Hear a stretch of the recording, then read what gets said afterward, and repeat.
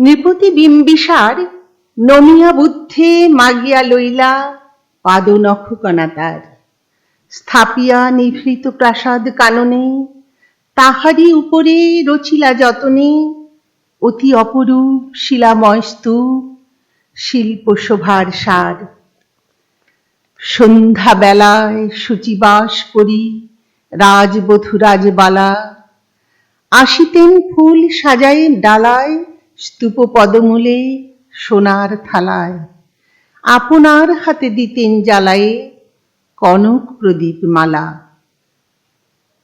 অজাতশত্রু রাজা হলো যবে পিতার আসনে আসি, পিতার ধর্ম শোণিতের স্রোতে মুছিয়া ফেলিল রাজপুরী হতে, সঁপিল যজ্ঞ অনল আলোতে বৌদ্ধ শাস্ত্র রাশি। কহিলা ডাকিয়া অজাতশত্রু রাজপুর নারী সবে, বেদ ব্রাহ্মণ রাজা ছাড়া আর কিছু নাই ভবে পূজা করিবার, এই কটি কথা যেন মনে সার, ভুলিলে বিপদ হবে। সেদিন শারদ দিবা অবসান, শ্রীমতী নামে সে দাসী, পুণ্য শীতল সলিলে নাহিয়া পুষ্প প্রদীপ থালায় বাহিয়া, রাজমহিষীর চরণে চাহিয়া নীরবে দাঁড়ালো আসি। শিহরি সভয়ে মহিষী কহিলা, এ কথা নাহি কি মনে, অজাতশত্রু করেছে রটনা, স্তূপে যে করিবে অর্ঘ্য রচনা, শুলের উপর মরিবে সেজনা অথবা নির্বাসনে। সেথা হতে ফিরি গেল চলি ধীরি বধূ অমিতার ঘরে, সম্মুখে রাখিয়া স্বর্ণ মুকুর বাঁধিতেছিল সে দীর্ঘ চিকুর, আঁকিতেছিল সে যত্নে সিঁদুর সীমন্ত সীমা পরে। শ্রীমতীরে হেরি বাঁকি গেল রেখা, কাঁপি গেল তার হাত, কহিল, অবোধ কি সাহস বলে এনেছিস পূজা, এখনই যা চলে, কে কোথা দেখিবে ঘটিবে তাহলে বিষম বিপদপাত।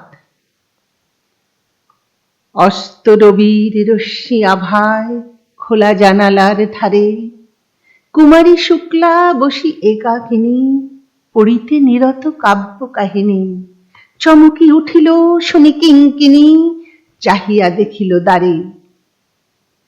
শ্রীমতীরে হেরি পুঁথি রাখি ভূমে দ্রুত পদে গেল কাছে, কহে সাবধানে তার কানে কানে, রাজার আদেশ আজি কে না জানে, এমন করে কি মরণের পানে ছুটিয়া চলিতে আছে। দ্বার হতে দ্বারে ফিরিল শ্রীমতী লইয়া অর্ঘ্য থালি, হে পুরবাসিনী সবে ডাকি কয়, হয়েছে প্রভুর পূজার সময়। শুনি ঘরে ঘরে কেহ পায় ভয়, কেহ দেয় তারে গালি। দিবসের শেষ আলোক মিলালো নগর সৌধ পরে, পথ জনহীন আধারে বিলীন, কলকোলাহল হয়ে এলো ক্ষীণ।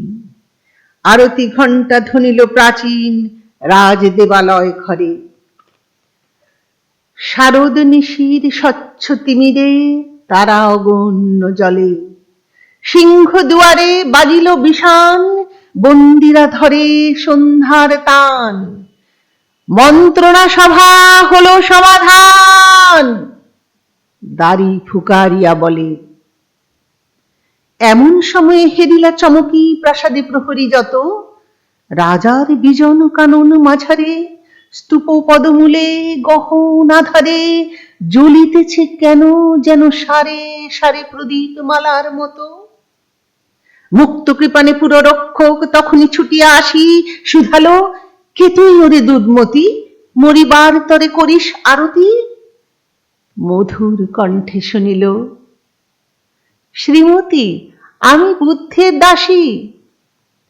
সেদিন শুভ্র পাষাণ ফলকে পড়িল রক্ত লিখা, সেদিন শারদ স্বচ্ছ নিশীথে প্রাসাদ কাননে নীরবে নিভৃতে স্তূপ পদমূলে নিবিল চকিতে শেষ আরতির শিখা।